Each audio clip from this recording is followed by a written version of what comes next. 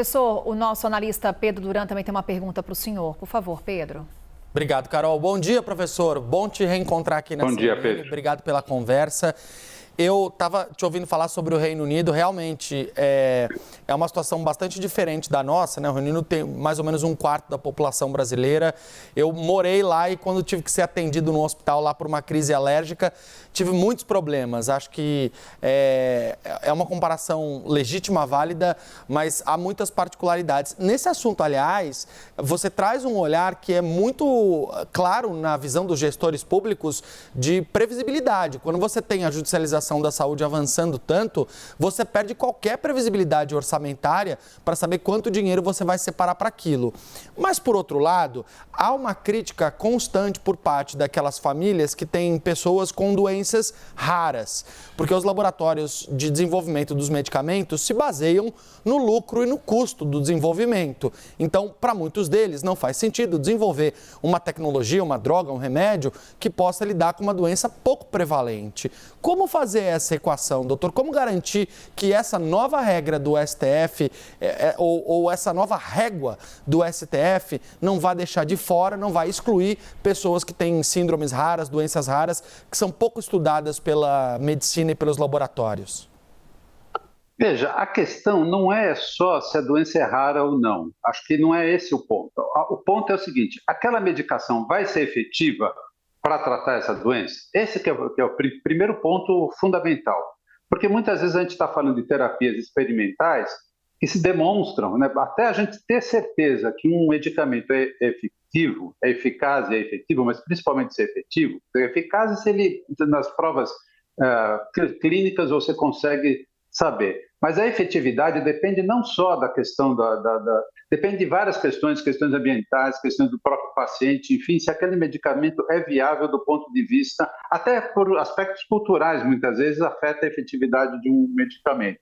Esse é o primeiro ponto, né? O segundo ponto é se ele cabe no orçamento, né? Eu gastar milhões no tratamento de uma pessoa significa, eventualmente, dependendo do meu orçamento, que eu vou deixar milhares de pessoas sem um tratamento efetivo porque eu gastei aquele recurso através de uma medida judicial. Essa é uma decisão difícil, por isso que essa é uma decisão da sociedade, não é uma decisão do juiz. A sociedade, através dos seus representantes no legislativo, normalmente, que essa é a representante, tem que decidir quanto vai se gastar para a saúde. O Reino Unido tem várias histórias de pacientes de tratamentos que simplesmente foram negados porque não cabia no orçamento. Novamente, é uma decisão difícil, mas é uma decisão da sociedade brasileira.